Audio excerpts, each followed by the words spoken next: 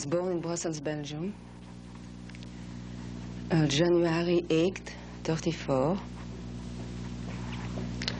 And I had a very happy childhood until the Nazi came in. The star? The star. Everyone was wearing a star. What did your non-Jewish friends... And everybody was looking at us, of course.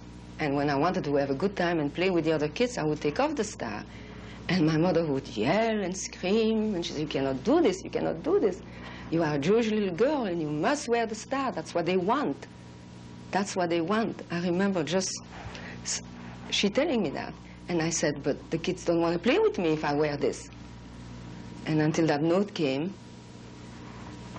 from the school that we could not go to school, that's when really the whole thing started. And my mother, right away where we lived, the landlady had a nephew who was a priest in a little town outside Brussels. And she contacted the landlady, and she said, you know, they're taking away the children. All Rachel's little Jewish friends are going. Can you do something about my daughter? Can you take her, hide her somewhere? And the lady says, yes, I have this nephew who's a priest. Yeah, I will ask him. And that was the arrangement. I remember my father crying like a baby in the middle of the street while he was taking me to those people and to strangers. And he explained to me, don't forget, you're a Jewish little girl. We're going to see you again, but you must do that. You must go away. And we're doing this for your best. Because, of course, I couldn't understand. My mother was crying. And only my father could take me and explain to me, you got to go. This is for your good. This is for your good. This is the best for you. So I went on the tramway with those people. And this was just before my birthday. And the last time I saw my father was on my birthday.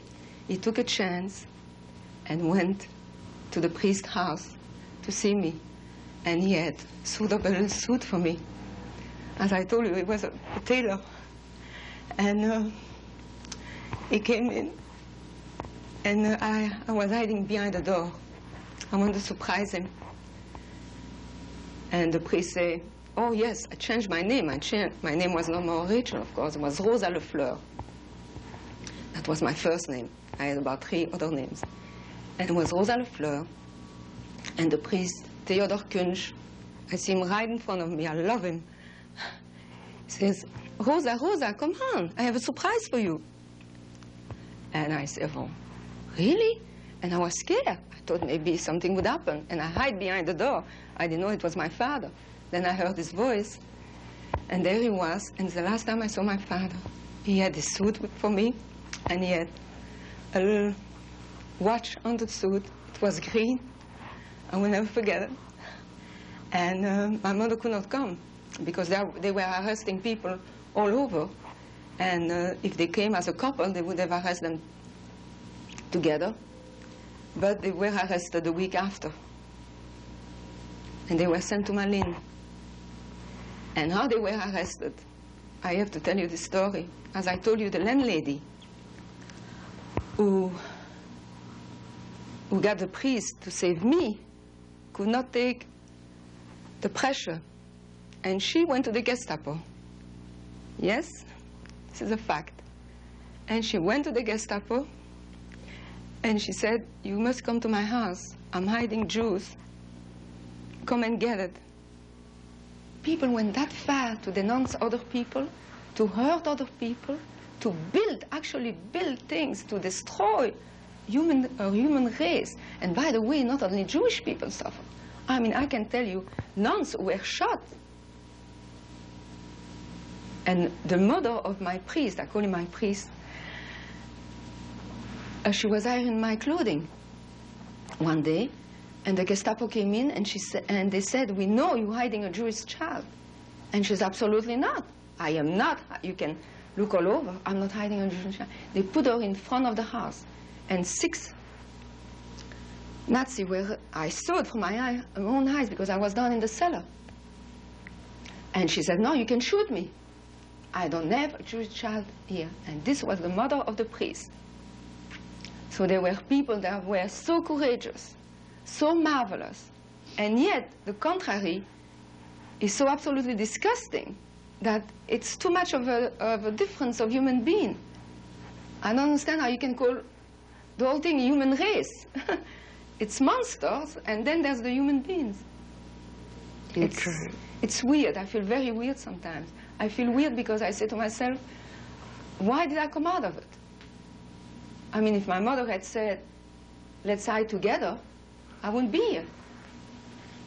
It's so strange. It's just absolutely very strange. It was Valentine's Day, and in the Catholic religion, I mean, I was in the convent by now.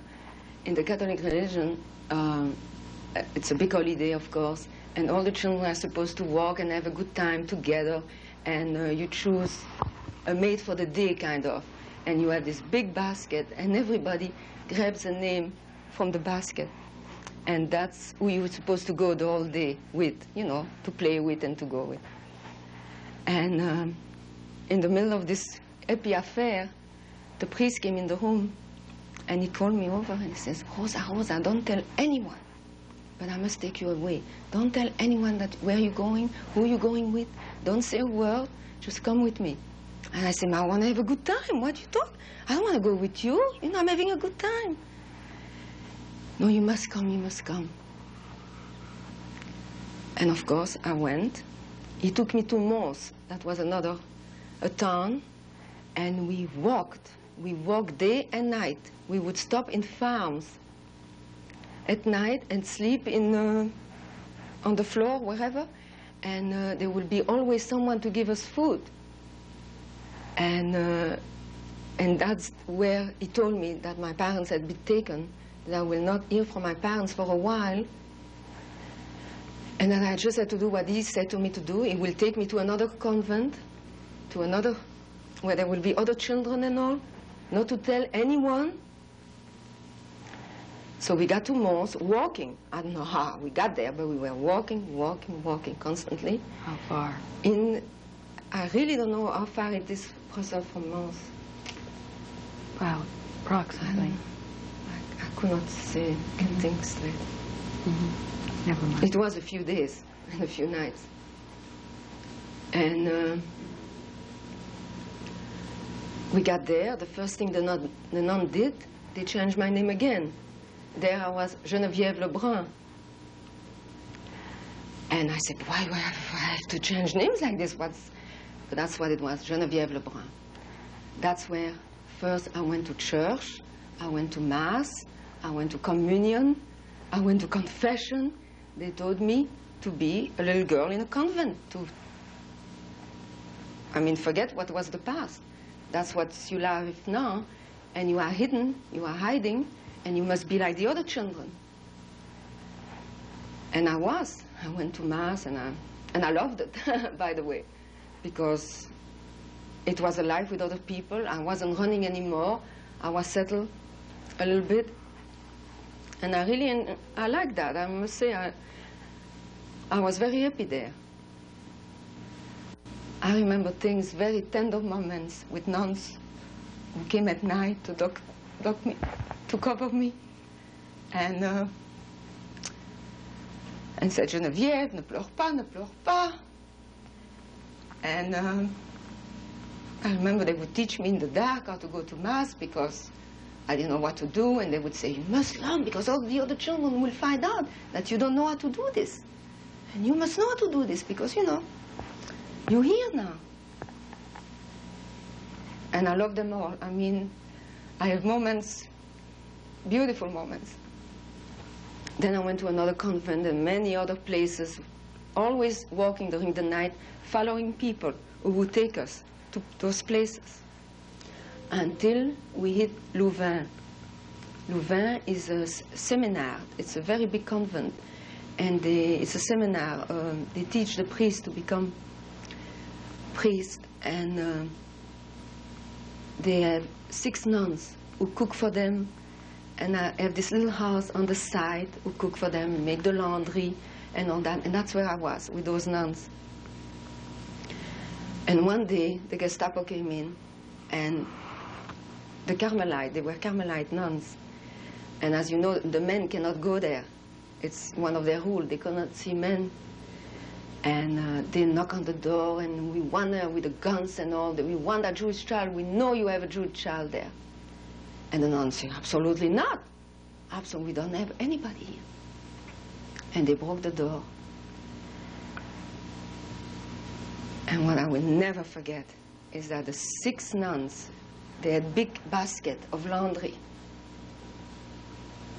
that they carry, 3 on the side, because there was a lot of laundry for all these priests.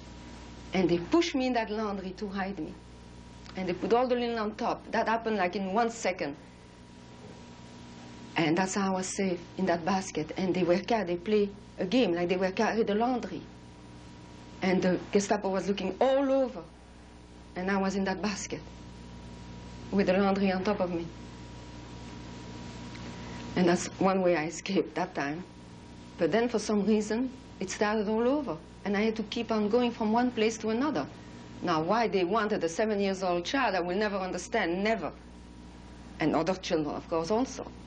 And many children, as a matter of fact, went back on weekends. Their parents wanted to take them on weekends. They never came back. We never saw them. Probably they were arrested. Were they Jewish? Did you know? Oh, you yes. knew? How did you know? Well, there was something that we knew for some reason. We didn't want to tell openly, but we knew, we had a feel, kind of. It's difficult to explain. We had that, like we didn't know exactly what to do in church. We were not like the other children. We didn't know when to go on our knees and things like that. So we knew, like this little girl, you know, said she wanted a piece of chocolate. She didn't have chocolate for a long time. And I said, gee, me too. How come we don't get chocolate and we don't get visitors on weekends? And that's how we find out. Nobody came to see us on a Sunday. All the other children, their parents came to see, and we had nobody. Another priest took me to this other house, and then I wind up in the Ardennes. All the way, and always walking. I mean, that's all what I remember, walking at night with different people. Don't ask me their names, because I do not know. And I wind up in Virton, which is in the Ardennes. There, I was sent to this marvelous family. They never had children before, never. The minute I walk in there, I feel like I was one of them. The feel I have for those people is absolutely incredible.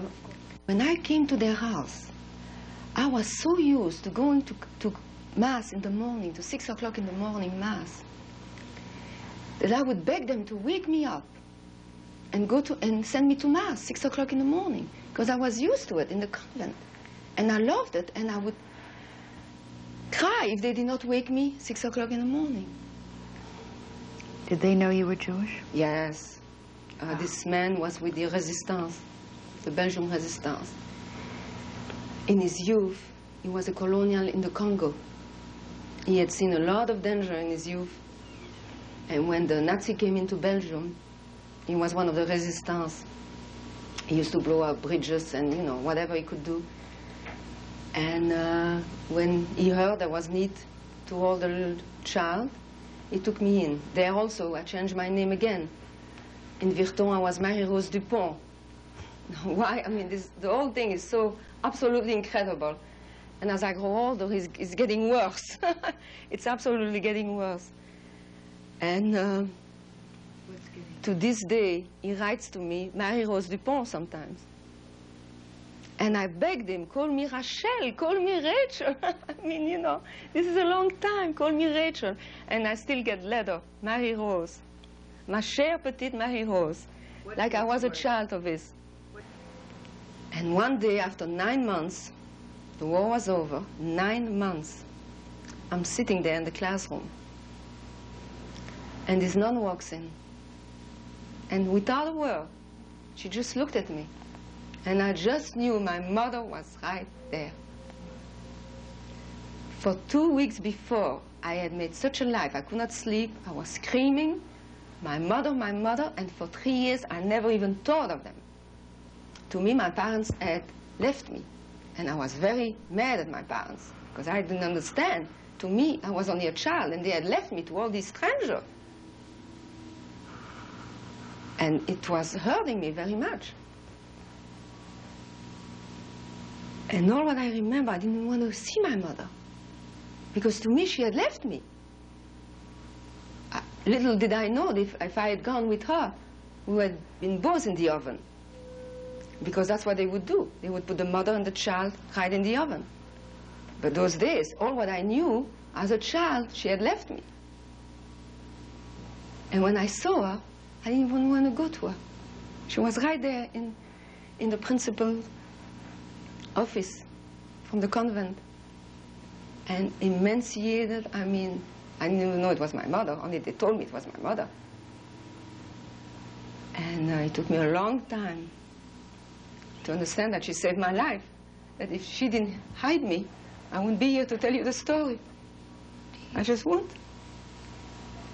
So it took me a long, long time to get to thank her for having done that. A long time. And my mother was in Auschwitz 3 years. My father didn't come back. And you asked me, how did I know about Mrs. Marinos, about that landlady. After my mother took me from the convent, they had a few friends who took that room the Red Cross had given them. Of course, they had nothing. And the Red Cross was taking care of them, giving them clothing and all that. And we slept on the floor, I must say. 3, 4 women and I, all friends of my mother, also from Auschwitz. And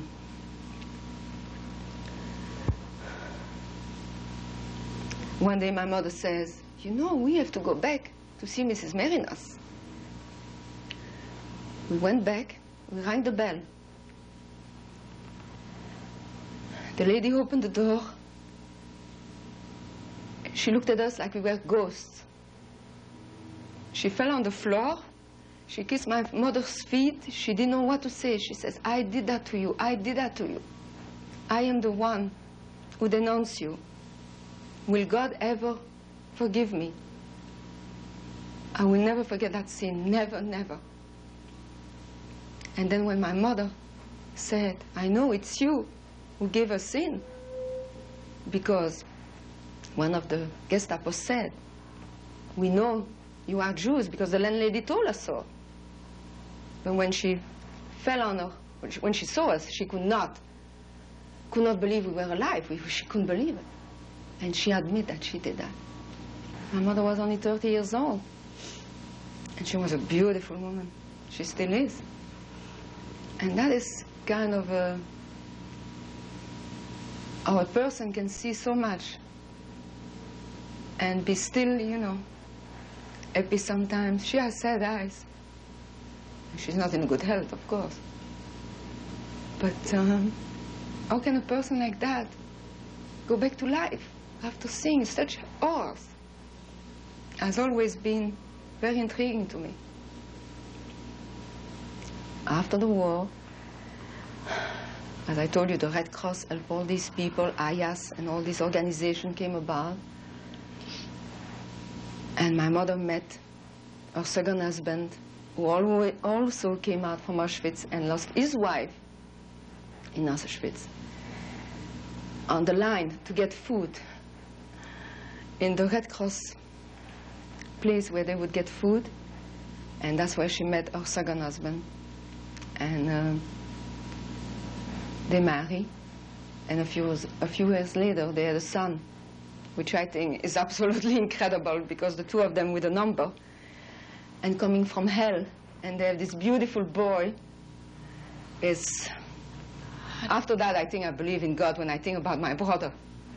I really think that it's really, you know, they both came out from hell, and they have this continuation there, this beautiful boy. It's amazing. You were brought up really for a good part of your young life as a Catholic. How do you feel now about being Jewish? It's a very difficult question. I thought of it many, many times. I identify more as a human being, I would say. I think I'm a good person.